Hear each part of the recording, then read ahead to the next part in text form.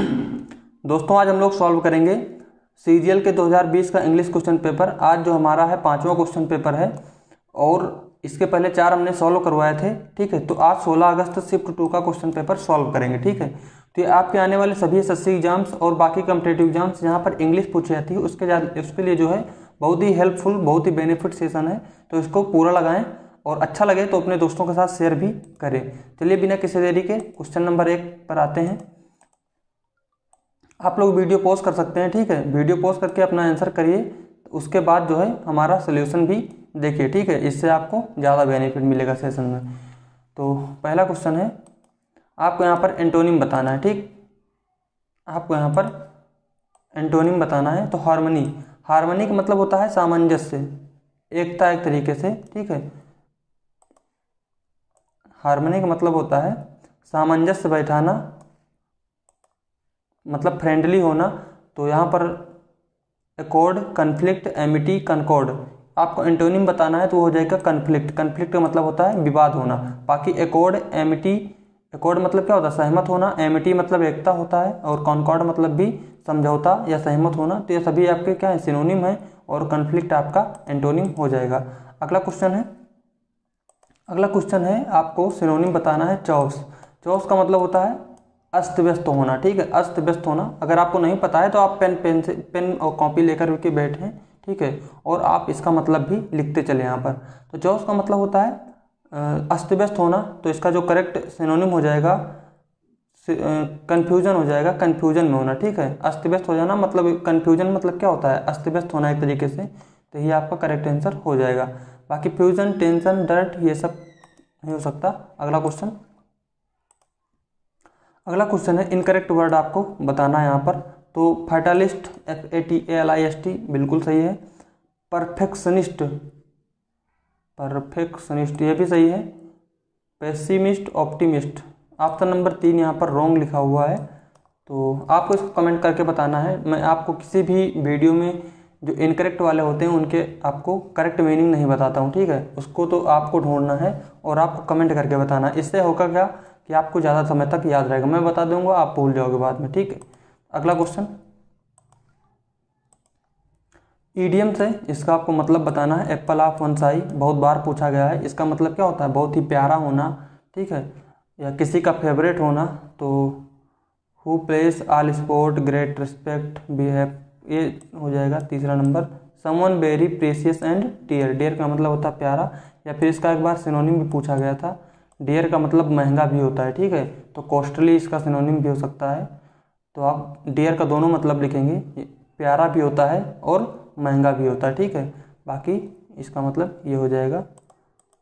अगला question parajumble है, इसको सॉल्व करेंगे। हमेशा की तरह मैं आपको सबसे पहले यही बताता हूँ कि आप पहले ऑप्शन पर जाएं और उसके बाद देखें सेंटेंस किससे जो है शुरू हो सकता है। ठीक है, तो या तो ए से होगा या फिर डी से होगा या फिर बी से होगा, सी से नहीं हो सकता। ठीक है, तो बी 2 बार आया है इसलिए हम बी को ही प्रायोरिटी देते हैं और बी से सेंटेंस को स्टार्ट करके देखते हैं। These days people are more aware of their health. इन दिनों जो है लोग क्या है? अपने हेल्थ के प्रति ज़्यादा अवेयर हो रहे हैं। तो बिल्कुल सही लग रहा है, कोई दिक्कत नहीं है। बी के बाद ए आएगा। देखिए पढ़ने से लग रहा है कि हाँ सेंटेंस अपने आप में एलोन है, पूरी जो है हमें इंफॉर्मेशन दे रहा है। ठीक है, इसलिए बी स्टार्टिंग सेंटेंस हो सकता है। बी के बाद है ए। तो दिस अवेयरनेस, कौन सी अवेयरनेस? ये मोर अवेयर ऑफ देयर हेल्थ, अपने हेल्थ की जो अवेयरनेस है उसकी बात हो रही है। सही है। This awareness has motivated everyone to go for physical exercises, तो ये भी सही है।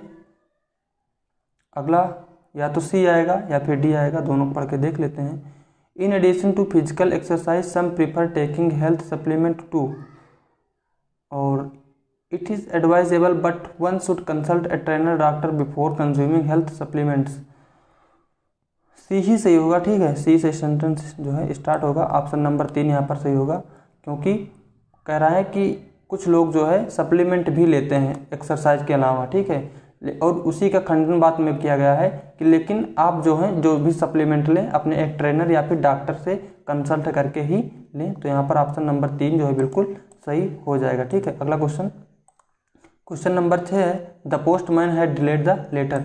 आपको पैसिव वॉइस बनाना है। तो मैंने आपको हमेशा बताया हर वीडियो में कि पैसिव वॉइस बनाने के लिए मेन वर्ब की जो फॉर्म होती है हम उसकी यहाँ पर थर्ड फॉर्म का प्रयोग करते हैं। मेन वर्ब की जो फॉर्म उसी की थर्ड फॉर्म। तो यहाँ पर जो डिलेड आए है यही आपका मेन वर्ब है और मेन वर्ब की थर्ड फॉर्म है, तो हमें यहाँ पर बी की थर्ड फॉर्म रखना पड़ेगा। मतलब मेन वर्ब की जो फॉर्म बी की वही फॉर्म, ठीक है।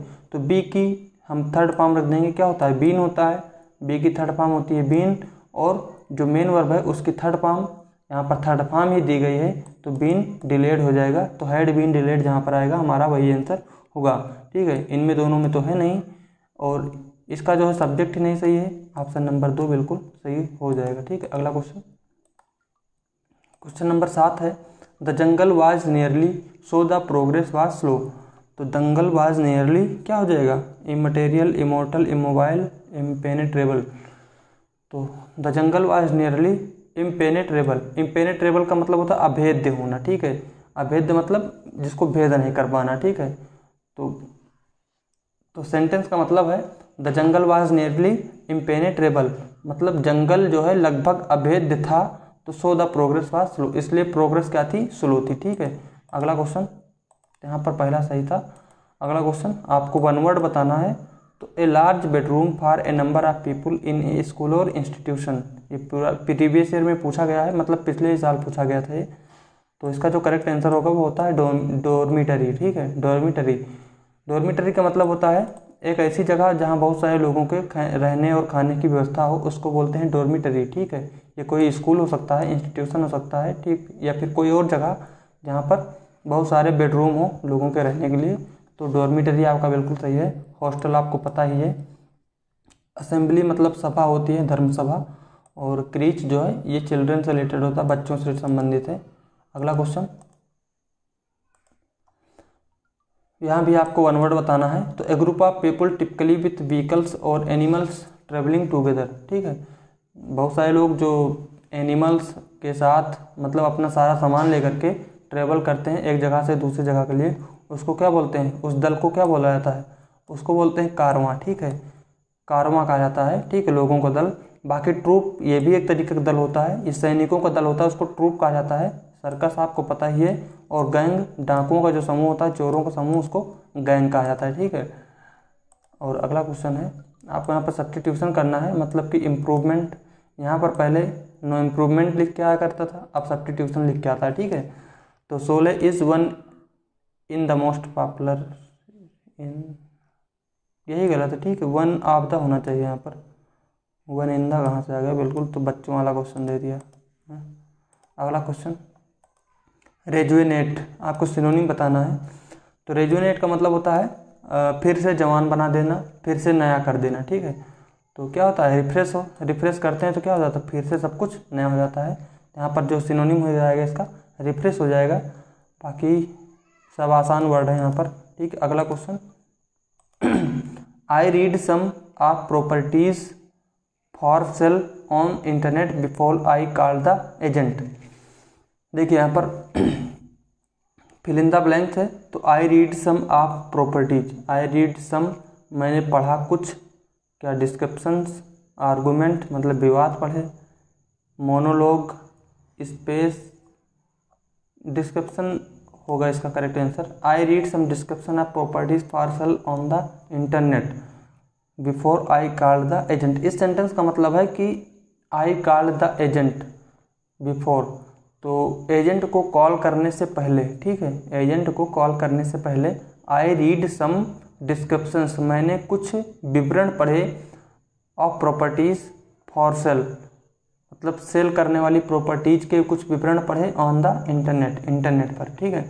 तो एजेंट को कॉल करने से पहले मैंने इंटरनेट पर प्रॉपर्टीज सेल करने वाले कुछ विवरण पढ़े, तो ये आपका करेक्ट आंसर होगा डिस्क्रिप्शंस, ठीक। अगला क्वेश्चन, एंटोनिम बताना है आपको, इलेटेड। इलेटेड का मतलब होता है प्रफुल्लित, खुशी होना, ठीक है। तो इसका एंटोनिम हो जाएगा डिप्रेस्ड होना, यानी कि उदास होना। अगला क्वेश्चन, बाकी थ्रिल मतलब होता है रोमांचक, प्राउड आपको पता ही है, एक्साइटेड उत्तेजित होता है, तो ये आपका करेक्ट आंसर है यहाँ पर। अगला क्वेश्चन इनकरेक्ट है, मतलब एरर आपको बताना है। तो would you liked, would you liked, यही गलत है। मॉडल के साथ हमेशा वर्ब की फर्स्ट फॉर्म का प्रयोग करते हैं, तो ये आपका यहाँ पर सही हो जाएगा। पूरा सेंटेंस पढ़ने की जरूरत नहीं, इतना पढ़ेंगे आपका हो जाएगा। ठीक, अगला question,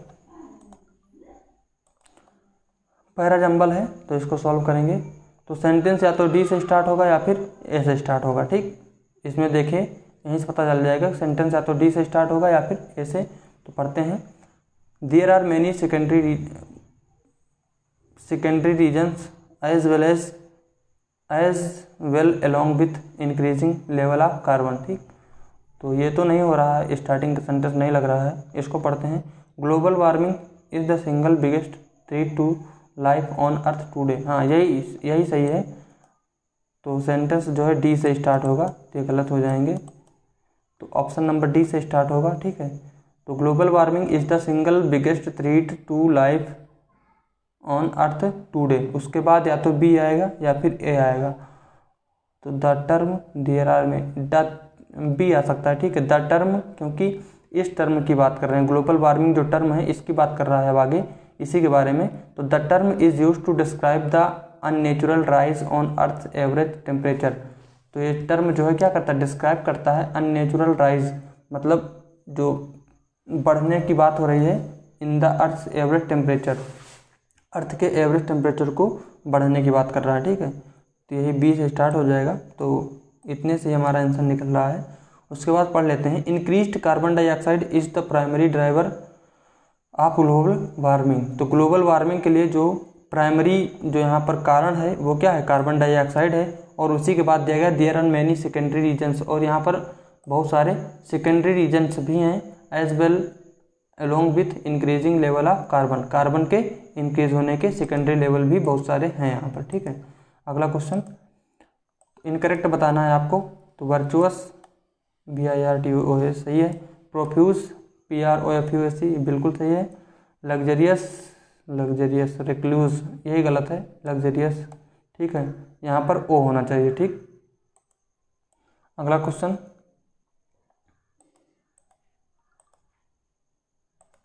the teacher said man is moral. तो मैन इज मोरल क्या है, एक ट्रूथ है, यूनिवर्सल ट्रूथ है। तो यहाँ पर जो है मैन इज मोरल यही होना चाहिए। यहाँ पर ऑप्शन नंबर 4 सही हो जाएगा, बाकी इन सब में अलग है। और हमें पता है कि जो यूनिवर्सल ट्रूथ होता है उसके टेंस में हम लोग कोई भी चेंज नहीं करते हैं। ठीक है, अगला क्वेश्चन, सब्स्टिट्यूशन है और आपको सब्स्टिट्यूट करना है यहाँ पर। ठीक है, तो पढ़ते हैं, much of the truth about the mysterious death of her pet was not revealed. ठीक, तो यार कुछ समझ में नहीं आया। ठीक है, फिर से पढ़ते हैं। अच्छा, much of the truth about the mysterious death, much of the truth about the mysterious death of her pet was not revealed, कोई एरर नहीं है यहाँ पर। देखिए इसमें सभी वर्ब जो हैं यहाँ पर प्लूरल दी गई हैं, जो कि सिंगुलर ही होना चाहिए। तो नो इम्प्रूवमेंट होगा यहाँ पर, नो सब्स्टिट्यूशन रिक्वायर्ड आपका करेक्ट हो जाएगा। ठीक है दोस्तों, अगर आपको वीडियो अच्छा लग रहा है तो अपने दोस्तों के साथ ज़रूर शेयर करें। ठीक है, और अगर आपने चैनल नहीं सब्सक्राइब किया तो प्लीज़ चैनल को सब्सक्राइब जरूर करें। ठीक, अगला क्वेश्चन है, एरर का है, तो आपको बताना है the supervisor wanted to known. यार कितने आसान क्वेश्चन आए थे, जिसका भी ये सेट था ना बहुत आसान क्वेश्चन थे। वांटेड टू नोन, टू के बाद हमेशा वर्ब की फर्स्ट फॉर्म आती है, आपको पता ही है। ठीक है, तो यही गलत है यहाँ पर, वांटेड टू नो होना चाहिए। ठीक है, फ्रेश भी होता है, आपने बहुत बार पढ़ा भी होगा, wanted to know, wanted to know. ठीक है, तो नोन नहीं होगा। अगला question, in the ninth idiom आपको है, इसका मतलब बताना है इन द नाइन्थ। तो इन द नाइन्थ मतलब होता है परफेक्शन हो जाएगा। ठीक है, टू परफेक्शन, परफेक्शन का मतलब होता है मतलब एक हाई लेवल पर पहुंचा है। जैसे आपका SSC कंपटीशन क्या है, बिल्कुल परफेक्शन की तरफ जा रहा है। परफेक्शन मतलब 100%। ठीक है, जो रिजल्ट है इसका क्या आ रहा है, 100% वालों का ही अब सिलेक्शन होगा, बाकी इससे कम वालों को सिलेक्शन के चांस आगे जो है, आगे जो कंपटीशन जैसा लेवल है उस हिसाब से नहीं हो पाएगा। ठीक है, तो परफेक्शन का मतलब होता है बिल्कुल 100% की अवस्था में हो जाना। ठीक है, मतलब हाई क्वालिटी पर पहुंच जाना कोई चीज़। अगला क्वेश्चन, कंप्रीहेंशन है, क्लोज टेस्ट है, आप इसको पूरा पढ़ें वीडियो को पॉज करके, ठीक है। इसको समझने की कोशिश करें, उसके बाद हमारे क्वेश्चंस को करें, ठीक है। देखिए हम सॉल्व करते हैं आपको। It is essential to form a link between formal education and skill development है, यही होगा। आपने बहुत बार पढ़ा होगा, ठीक है। स्किल डेवलपमेंट हमेशा सुनते हैं ना, स्किल डेवलपमेंट करना है, स्किल डेवलपमेंट के बारे में बताया जाता है, स्किल डेवलपमेंट के लिए कीजिए, ठीक है। तो स्किल के साथ हमेशा डेवलपमेंट ही आता है, तो आपका बिल्कुल करेक्ट हो जाएगा, ठीक है। स्किल डेवलपमेंट यहाँ पर सही है, ठीक। तो कहने का मतलब है ये इसेंशियल मतलब होता है ज़रूरी, ठीक है। ये बहुत ज़रूरी है कि हमें जो है फॉर्मल एजुकेशन और स्किल डेवलपमेंट में क्या है, लिंक ढूंढा जाए, ठीक है। आगे पढ़ते हैं। Multidisciplinary and personality enhancement skills are the requirement of every sector. अगला क्वेश्चन चलते हैं। हाँ, तो फिल करना है यहाँ पर। तो मल्टी डिसिप्लिनरी, डिसिप्लिन का मतलब होता है मतलब कि नियम कानून में रहना, ठीक है। नियम कानून में रहना, उसी को डिसिप्लिन बोलते हैं, ठीक है। तो multi disciplinary and personality enhancement, enhancement का मतलब होता है बढ़ाना, ठीक है। स्किल्स, तो ये जो स्किल्स हैं दोनों, इसको बढ़ाना जो है are the requirement of every sector, ये हर सेक्टर की क्या है इसेंशियल मतलब जरूरी है, डोमेस्टिक घरेलू है, नीडलेस जरूरत नहीं है, एक्सटर्नल बाहरी है। तो यहाँ पर पढ़ने से लग रहा है कि इसेंशियल, ठीक है, ये इसेंशियल रिक्वायरमेंट है of every sector, her sector में, ठीक है। तो आपने पढ़ा भी होगा इसेंशियल रिक्वायरमेंट, ठीक है। कोलोकेशन भी है इसेंशियल रिक्वायरमेंट। अगला question, of every sector many reforms are being in higher education, many reforms are being, जो many reforms are being in higher education to correlate academics, ये अलग है, ठीक है। कोरिलेट अलग है और एकेडमिक्स अलग है यहाँ पर, ठीक। तो कोरिलेट एकेडमिक्स टू द, तो many reforms are being settled, introduce, improved, related in higher education, introduce हो जाएगा, ठीक है।